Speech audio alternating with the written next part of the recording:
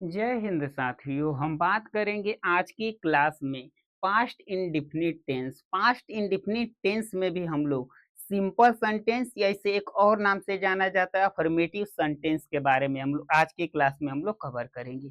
सबसे पहले हम देखेंगे कि पास्ट इंडिफिनिट टेंस जो हमारा होता है कैसे हम ये पहचानेंगे कि कोई जो हमारे पास वाक्य दिया है वो पास्ट इंडिफिनिट टेंस है। तो सबसे पहले हम बात करेंगे इसकी पहचान के बारे में कि कैसे हम लोग इसे डिसाइड करेंगे कि ये जो वाक्य हमारे पास दिया गया है वो पास्ट इंडिफिनिट टेंस ही हमारे पास है।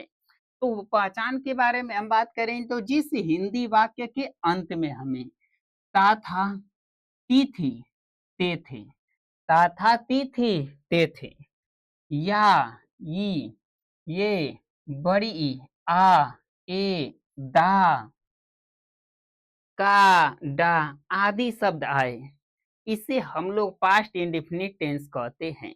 ये इसकी सिंपल सी पहचान देखने के लिए मिलेगी। यहाँ पे जो आ दे दिया गया है तो आ का मतलब बस आ ही नहीं, आ का कोई भी मंत्रा आ जाएगा। जैसे हा आ सकता है, इसके बाद ता आ सकता है, कुछ भी आ सकता है। जब ये दे दिया है आ का मंत्रा, जरूरी नहीं कि आ ही आए। तो ये इसकी सिंपल सी इसकी पहचान हमें देखने के लिए मिल जाएगी पास्ट इंडेफिनिट टेंस की। अब पास्ट इंडेफिनिट को हम लोग तो पहचान लेंगे सिंपल से, ये जहाँ पे भी ये दिख जाएंगे उससे कि हम पास्ट इंडेफिनिट टेंस है। अब इसके कैसे जो हमारे पास वाक्य रहेंगे, इसके वाक्य को कैसे हम इंग्लिश में ट्रांसलेट करेंगे, उससे संबंधित हमें कुछ रूल देखने के लिए मिलेंगे। क्या देखने के लिए मिलेंगे? हमें कुछ नियम देखने के लिए मिलेंगे। तो हम बात करेंगे अनुवाद बनाने के नियम के बारे में, जिसे इंग्लिश में हम लोग ट्रांसलेशन ऑफ रूल कहते हैं। तो इसमें केवल आप लोगों को एक ही रूल याद रखना है, केवल एक ही नियम आप लोगों को इसमें याद रखना है।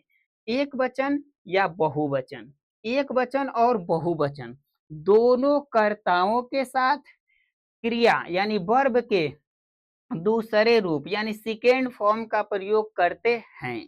केवल एक ही सिंपल सा इसका रूल है कि अगर हमारे पास जो कर्ता होगा, सब्जेक्ट अगर वो सिंगुलर होगा यानी एक वचन हो, और बहुवचन यानी प्लूरल हो, दोनों कर्ताओं के साथ हम लोग क्रिया के सेकेंड फॉर्म का हम लोग इसमें प्रयोग करेंगे। यही केवल रूल आपको अच्छे से याद रख लेना है। अब बात करेंगे इसके फार्मूला। तो सबसे पहले हमको सब्जेक्ट लिखना है। क्या लिखना है? सब्जेक्ट लिखना है। इसके बाद हमारे पास क्रिया का सेकेंड फॉर्म का हम प्रयोग करेंगे जो सेंटेंस में दिया रहेगा। इसके बाद ऑब्जेक्ट लिखेंगे और ओ डब्ल्यू का मतलब अदर वर्ड्स, और लास्ट में हमें फुल स्टॉप का प्रयोग हमें कर लेना है। ये इसकी क्या देखने के लिए मिल जाएगा? हमें फार्मूला देखने के लिए मिलेगा। अब हम बात करेंगे यहाँ पे इसके कुछ एग्जाम्पल आप लोगों के सामने रखते हैं। सबसे पहला एग्जाम्पल क्या हमारे पास दिया गया है, कह रहा कि पिता जी कल ताजमहल देखने गए। तो इसमें कार्य कौन करेंगे? पिताजी कार्य करेंगे। और ये क्या कौन सा कार्य करेंगे? गए हैं, यानी कि गए हैं। ठीक है, ये भी हो जाएगा हम लोगों के पास। और ये गए हैं तो कहाँ गए हैं? देखने गए हैं। ठीक है, तो ये हमारे पास हो जाएगा ऑब्जेक्ट। और क्या देखने गए हैं? यहाँ पे एक देखने गए हैं ताजमहल। ठीक है, तो ये क्या हमको देखने के लिए मिलेगा? अदर वर्ड्स हमें देखने के लिए मिलेगा। और इसके बाद कहाँ पे गए हैं? कल। ये सिंपल सा पहला एग्जाम्पल है। तो सबसे पहले हम बनाएंगे द फादर या फादर लिख सकते हैं। अब गया यानी कि उसकी वर्ड मीनिंग की बात करेंगे तो उसे गो होता है, मगर सेकेंड फॉर्म का प्रयोग करेंगे तो गया का वर्ड मीनिंग हम लोग वेंट लगाएंगे। और वेन टू क्या करने गए हैं? सी। वेन टू सी ताजमहल, क्या हो जाएगा? द ताजमहल। इसके बाद यहाँ पे हमारे पास आ जाएगा स्टडी। ठीक है, यहाँ पे स्टडी लिख नोट कर लीजिएगा, यहाँ पे स्टडी गए हैं स्टडी। ठीक है, ताजमहल देखने गए, वहां पे वो बुंदा नहीं रहेगा, उसके आगे लिखा रहेगा। तो ये पहला सेंटेंस आप लोगों के सामने है। इसके बाद हमारे पास है लड़के ने सफेद हाथी देखा। तो यहाँ पे जो लड़का है, ठीक है, लड़के बहुत सारे हैं, तो इन्होंने सफेद हाथी देखा। तो देखना क्या है? इसका क्रिया, इन्होंने वर्ब यानी क्रिया है। और क्या देखा इन्होंने? सफेद हाथी देखा। तो यहाँ पे यह सेपरेट कर दीजिएगा क्योंकि यहाँ पे लड़के एक नहीं बहुत सारे हैं, लड़के बहुत सारे हैं।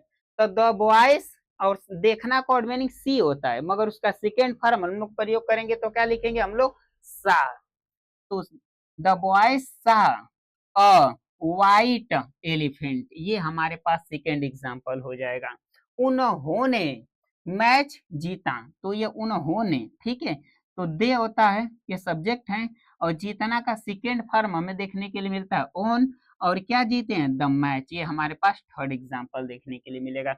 भारत 1947 में आजाद हुआ, तो भारत 1947 में आजाद हुआ था। द आजाद का वर्ड मीनिंग क्या होता है, हुआ, ठीक है। आजाद मतलब होता है, जैसे गेट होता है, गेट माने होता है फ्रीडम, या फ्रीडम माने स्वतंत्रता या आजादी होती है। तो गेट फ्रीडम, गेट फ्रीडम हम लोग प्रयोग करते हैं सिंपल, यानी कि प्रथम जो हमारे पास सिंगुलर होता है उसमें। तो यहाँ पे हम सिंगुलर का माफ कीजिएगा, एक वचन, एक जो हमारे पास होता है फर्स्ट फॉर्म जिसे कहते हैं, तो वहाँ पे गेट फ्रीडम, गेट लिख देंगे, फ्रीडम लिख देंगे। बट यहाँ पे हमको सेकेंड फॉर्म का प्रयोग करना है, तो गेट का सेकेंड फॉर्म हम यूज करेंगे, तो हम गोट लिखेंगे, ठीक है। तो गोट फ्रीडम इन 1947, ये हो जाएगा हम लोगों का एग्जाम्पल। उसने यह घर 1989 में बनाया, ठीक है। तो उसने ही, अब बनाना का सेकेंड फॉर्म होता है बिल्ट दिस हाउस इन 1998।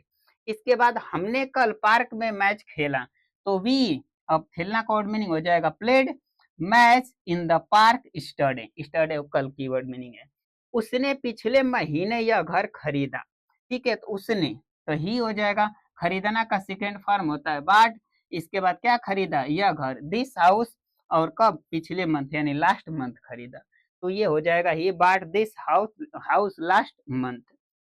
वह 4 दिन पहले इस जंगल से होकर गुजरा, ठीक है। तो वह है, तो इसकी वर्ड मीनिंग हो जाएगी ही। अब गुजरना का वर्ड मीनिंग होता है गया है, ठीक है, गोई करेगा, तो उसकी वर्ड मीनिंग लगाएंगे हम लोग वेंट, ठीक है। होकर थ्रो, वेंट थ्रो मतलब होकर, ठीक है। और इस जंगल से, तो दिस फॉरेस्ट इस जंगल से, ठीक है। अब कब गुजरा है, 4 दिन पहले, तो 4 days एगो, ये हो जाएगा हमारा नेक्स्ट एग्जाम्पल।